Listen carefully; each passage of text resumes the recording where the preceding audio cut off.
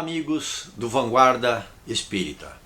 Hoje, nas noções elementares do Espiritismo, no livro O que é o Espiritismo, de Allan Kardec, lançado em 1859, nós vamos falar sobre a qualidade dos médiuns.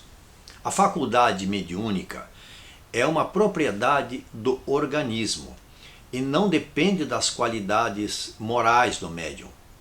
Ela se nos mostra desenvolvida tanto nos mais dignos como nos mais indignos. Não se dá, porém, o mesmo com a preferência que os espíritos bons dão ao médium. A faculdade mediúnica, ela pode se manifestar, como dissemos em vídeos anteriores, em qualquer pessoa, em médiums bons ou em médiums não bons. Os espíritos bons se comunicam mais ou menos de boa vontade por aquele médium segundo a simpatia que lhe votam. Existem espíritos que têm mais afinidades por determinados médiums, muitas vezes por serem de família consanguínea daquele médium e também por considerarem aquele médium um médium estudioso, não é? Alguém que mereça a confiança. Os médiuns menos moralizados recebem também algumas vezes excelentes comunicações que não podem vir senão de bons espíritos, o que não deve ser motivo de espanto. É muitas vezes no interesse dos médiuns e com o fim de dar-lhes sábios conselhos. Por quê? A boa ou má qualidade de um médium não deve ser julgada pela facilidade com que ele obtém comunicações, mas sua aptidão em recebê-los. Tem muitos médiuns que têm muita facilidade para receberem comunicações. E estes médiuns precisam estar vigilantes, não deixando que a vaidade tome conta, não é, do seu pensamento, não deixando que o orgulho tome conta, imaginando que esses espíritos que estão se comunicando através dele o façam por alguma qualidade diferente, especial que este médium então venha a ter. Deus, cuja bondade é infinita, não pode recusar assistência àqueles que mais necessitam dela. O virtuoso missionário que vai moralizar os criminosos não faz mais que os bons espíritos com os médiuns imperfeitos. De outra sorte, os bons espíritos, querendo dar um ensinamento útil a todos, servem-se do instrumento que têm à mão. Porém, quando esse instrumento não está de acordo com a sua capacidade de moralidade, eles o deixam, logo que encontram outro que lhes seja mais afim e aproveite as suas lições. Quando esses espíritos que nós estamos comentando, espíritos moralizados, espíritos que vêm para darem lições, não é? Espíritos que vêm para colocarem boas situações a quem os ouve, quando eles encontram médiuns que estudam, médiuns que têm a capacidade de transmitir com mais propriedade as suas lições, eles deixam aquele médium então que está se deixando levar pela vaidade, pelo orgulho e vão procurar esta capacidade mediúnica no outro médium e quando encontram, eles assim começam a dar comunicação para esses novos médiuns. Retirando-se os bons espíritos, os inferiores, que pouco se importam com as más qualidades morais do médium, acham então o campo livre.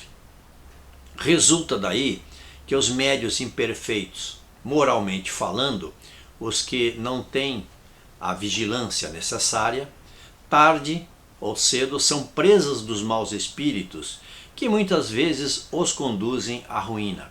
E isso realmente acontece, porque quando a vaidade, o orgulho ficam exacerbados, estes médiuns se perdem.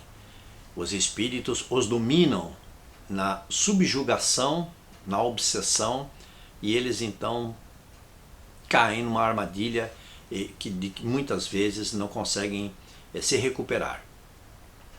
Os médiuns de mais mérito não estão ao abrigo das mistificações dos espíritos mentirosos. Primeiro, porque não há ainda entre nós pessoa perfeita para não ter algum lado fraco, pelo qual dê acesso aos maus espíritos. Segundo, porque os bons espíritos permitem mesmo às vezes que os maus venham, a fim de exercitarmos a nossa razão, aprendermos a distinguir a verdade do erro e ficarmos de prevenção, não aceitando cegamente e sem exame tudo quanto nos venha dos espíritos. Nunca, porém, um espírito bom virá para enganar. O erro, qualquer que seja o nome que o apadrinhe, vem de uma fonte má. Então, é muito natural que nós tenhamos a necessidade de exercitar sempre os médiuns, né? Tenhamos a necessidade de exercitar a mediunidade em todos os sentidos, principalmente no moral e através do estudo, para que não venhamos a cair todos nessas situações, nessas armadilhas, como eu disse anteriormente, da vaidade, do egoísmo, julgando-se um predestinado, alguém que veio para mudar uma situação que muitas vezes não está nem da posse do médium mudar. Não devemos nos admirar, ver maus espíritos obsidiarem pessoas de mérito. Quando vemos na terra homens de bem perseguidos por aqueles que não são. Então, existem pessoas perseguidas, encarnadas, por outras pessoas. E nós não podemos imaginar que isso não aconteça com a alma daqueles que foram encarnados, que muitas vezes querem perseguir espíritos, não é? Encarnados, diríamos assim. Essas mistificações ainda podem ser uma prova para a paciência e perseverança do espírita, médium ou não. E aqueles que desanimam com algumas decepções dão provas aos bons espíritos de que não são instrumentos com que eles possam contar. Como dissemos anteriormente, estes espíritos, quando percebem que a vibração mediúnica de um médium não está de acordo com o seu grau de moralidade, eles mudam, procuram um outro médium, uma outra fonte de comunicação que esteja mais de acordo com aquilo que eles necessitam transmitir. O médium seguro, aquele que pode ser realmente qualificado de bom médium, é o que aplica a sua faculdade, buscando tornar-se apto a servir de intérprete aos bons espíritos. O poder que tem o médium de atrair os bons e repelir os maus espíritos está na razão da sua superioridade moral, da posse do maior número de qualidades que constitui um homem de bem.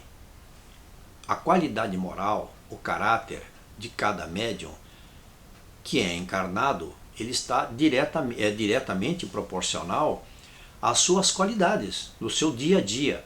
Se ele exerce essas qualidades de uma maneira positiva, os bons espíritos vão, através dele, qualificarem também as suas comunicações. Pelo mesmo motivo, as imperfeições morais do médium aproximam-no da natureza dos maus espíritos, que é uma correlação correta sobre o que nós estamos conversando. Para impor-se ao médium, os maus espíritos sabem explorar habilmente todas as suas fraquezas, e isto é uma realidade, porque eles, na espiritualidade, nos veem muito particularmente, nos veem por inteiro. Aquilo que pensamos e aquilo que somos, nós transmitimos não só pelo nosso comportamento, mas pelas nossas qualidades morais para esses espíritos.